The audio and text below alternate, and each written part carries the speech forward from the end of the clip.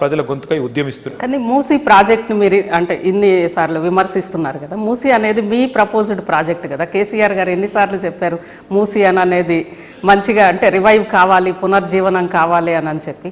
ఎందుకు ఈరోజు అదే ప్రాజెక్ట్ని మీ ప్రాజెక్టుని రేవంత్ రెడ్డి గారు చేపడితే ఎందుకు అంత వ్యతిరేకిస్తున్నారు? అదే మాకు ఆ ప్రాజెక్ట్ని చేపడితే మాకేం అభ్యంతరం లేదు. కాకపోతే ఆయన మేము మూసీ పునరుజ్జీవం అంటే అర్థం ఏంటండి?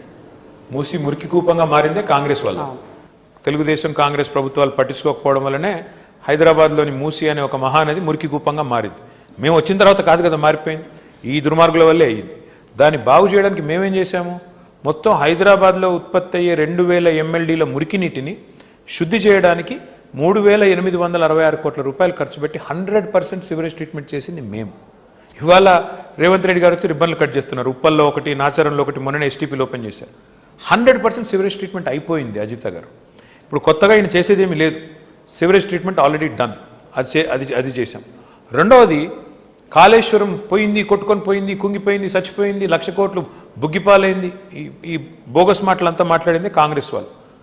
అదే కాళేశ్వరం నుంచి ఇవాళ గోదావరి నీళ్లు మేము 18 మే 2023 నాడు క్యాబినెట్లో తీర్మానం చేశాం. 1100 కోట్ల రూపాయలతో కొండపోచమ్మ సాగర్ నుంచి గ్రావిటీ ద్వారా, ఎందుకంటే కొండపోచమ్మ 618 మీటర్ల మీద ఉంటుంది, గండిపేట 535 మీటర్ల మీద ఉంటుంది.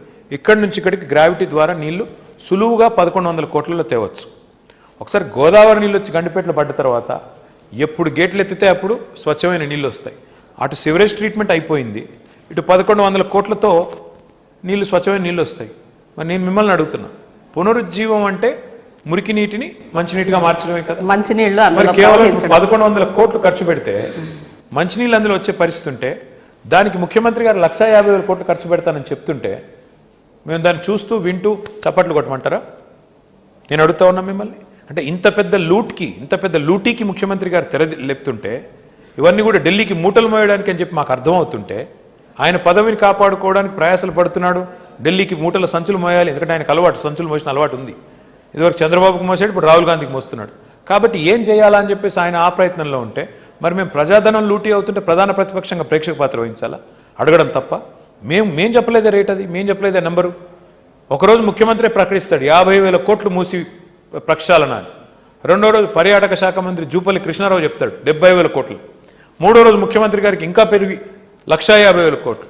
వాళ్ళే మాట్లాడతారు, వాళ్ళే ఒక నివేదిక విడుదల చేశారు, తెలంగాణ గ్రోత్ స్టోరీ.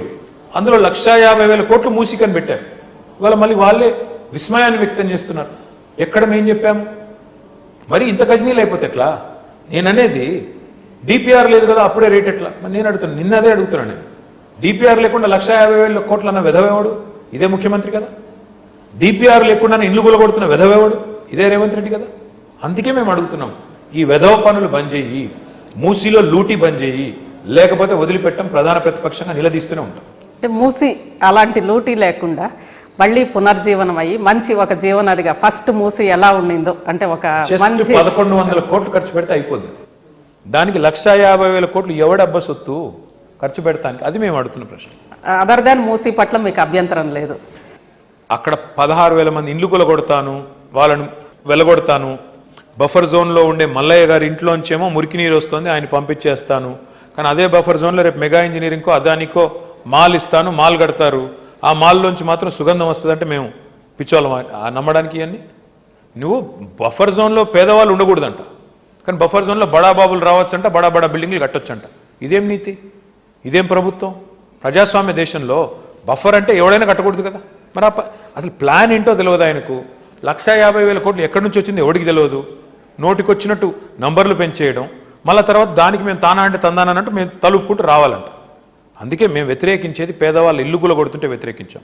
పేదవాళ్ళు వాళ్ళు అక్కడ ఆక్రందనలు చేస్తున్నారండి. హైడ్రా పేరిట, ఈ మూసీ పేరిట ఈయన చేస్తున్న దుర్మార్గానికి, అరాచకానికి అడ్డుకట్ట వేయండి అని బతిలాడుతున్నారు. మా ఆఫీస్కి వస్తున్నారు వాళ్ళు. మేము పోలేదు అక్కడికి, వాళ్ళు వచ్చారు మా ఆఫీస్కి. వచ్చి రండి సార్ అన్యాయం జరుగుతుంది అంటే మేము అప్పుడు బయలుదేరాం. ముఖ్యమంత్రి గారిని అంటే మీరు వాడే లాంగ్వేజ్, అక్కడ ముఖ్యమంత్రి గారు మిమ్మల్ని వాడే లాంగ్వేజ్, మీరు వాళ్ళని వాడే లాంగ్వేజ్, ఇదంతా తెలంగాణ సంస్కృతి కాదు కదా. కుక్క కాటుకు చెప్పు దెబ్బ అంటారు కదా. రేవంత్ రెడ్డికి మర్యాదగా చెప్తే అది అర్థం కాదు. అందుకే వెధవ, సన్నాసి, ఇడియట్ అంటేనే అర్థం అవుతుంది. అందుకే అట్లా మాట్లాడాల్సి వస్తుంది. మాకేమి ఇప్పుడు ఆయన కేసీఆర్ గారి వయసు ఎంత, ఈయన వయసు ఎంత? కేసీఆర్ గారు 70 ఏళ్ళ పెద్ద ఆయన, తెలంగాణ సాధించిన పెద్ద ఆయన. ఈయన తెలంగాణ ద్రోహి, తెలంగాణ ప్రజల మీద తుపాకీ తీసుకొని పోయిన దగులుబాజీ. ఈయన వచ్చి వాళ్ళ అదృష్టవశాత్తు జాక్పాట్ ముఖ్యమంత్రి అయితే అది చూసుకొని కేసీఆర్ని ఫినిష్ చేస్తా, కేసీఆర్ని ఇదే చేస్తా అది చేస్తా అంటే నేను అడిగేది ఒకటే, ఇష్టం వచ్చిన మాటలు మాట్లాడతాను కేసీఆర్ని అంటే బ్యాగులు మోస్తూ దొరికిపోయిన దగులుబాజీకే అంతుంటే మాకెంత ఉండాలి? తెలంగాణ ఉద్యమంలో తెలంగాణ పాల్గొని తెలంగాణ తెచ్చిన వాళ్ళు మాకెంత పౌరుషం ఉండాలి? చివరిగా కేసీఆర్ గారిని అంటే పార్టీకి సంబంధించి కేసీఆర్ గారిని కేటీఆర్ గారు ఫినిష్ చేశారు, కేటీఆర్ గారిని హరీష్ రావు గారు ఫినిష్ చేస్తారు, ఆయన మేము డీల్ చేస్తామని చెప్పారు. ఏంటి అసలు ఆ ఫినిష్ చేయడం ఏంటి? ఎందుకు ఒకళ్ళకొకళ్ళు ఫినిష్ చేసుకునే పరిస్థితి వచ్చింది పార్టీలో? మాట్లాడిన సన్నాసులు చాలా మంది మాయమయ్యారు. మీరు 24 ఏళ్ల నుంచి మా టీఆర్ఎస్ పార్టీని చూస్తున్నారు, మా బీట్ చూస్తున్నారు. 24 ఏళ్లలో చాలా మంది ప్రగల్భాలు పలికి పిచ్చి ప్రేలాపనలు చేసే సన్నాసులు అందరూ మాయమయ్యారు. వాళ్ళే అడ్రస్ లేకుండా పోయారు. కేసీఆర్ నిక్షేపంగానే ఉన్నారు, నిక్షేపంగానే ఉంటారు. రేపటి రోజున కూడా కేసీఆర్ గారి నాయకత్వంలో తెలంగాణ దివ్యంగా ఉంటుంది. మధ్యలో ప్రగల్భాలు పలికిన పిచ్చి మనుషులు మధ్యలోనే మాయమవుతారు. తప్పకుండా రేపటి రోజున కూడా మీరు చూస్తారు. 4 ఏళ్ల తర్వాత మళ్ళీ తిరిగి కేసీఆర్ గారి నాయకత్వంలో తెలంగాణ రాష్ట్రం మళ్ళీ ఉజ్వల ప్రస్థానాన్ని కొనసాగిస్తుంది. చివరగా తెలంగాణ ప్రజలకి మా మహాన్ న్యూస్ ద్వారా మీరు ఇచ్చే పిలిపేంటి? మేము చెప్పేదల్లా ఒక్కటే, పోరాటాలతో సాధించుకున్న తెలంగాణ ఇవాళ దురదృష్టవశాత్తు పిచ్చోడి చేతిలో రాయిలాగా మారిపోయింది ఇక్కడ పాలన. ఈ అరాచక కాంగ్రెస్ ప్రభుత్వ విధానాలు, ముఖ్యంగా రైతు వ్యతిరేక విధానాలు, పేదల వ్యతిరేక విధానాలు ఏవైతున్నాయో వీటి విషయంలో మేము ఖచ్చితంగా ప్రజల గొంతుకై మాట్లాడుతూనే ఉంటాం. తప్పకుండా ప్రజలు మమ్మల్ని ఎప్పటికప్పుడు ఆశీర్వదించాలని, ఎప్పటికప్పుడు మాకు ఉత్సాహం ఇవ్వాలని, ఎప్పటికప్పుడు ప్రోత్సాహం ఇవ్వాలని మనస్ఫూర్తి కోరుతాం. థ్యాంక్ యూ కేటీఆర్ గారు. Thank you. లక్షర్ల రైతుల భూములకి న్యాయం జరిగే వరకు పోరాడుతూనే ఉంటాం. అదేవిధంగా తెలంగాణ రాష్ట్ర గొంతుకై, తెలంగాణ ప్రజల గొంతుకై పోరాడుతూనే ఉంటాం. ఎన్ని నిర్బంధాలు ఎదురైనా మాకు అలవాటే, ఖచ్చితంగా జైళ్ళు ఇవన్నీ పోరాడుతూనే ఉంటామంటున్నారు.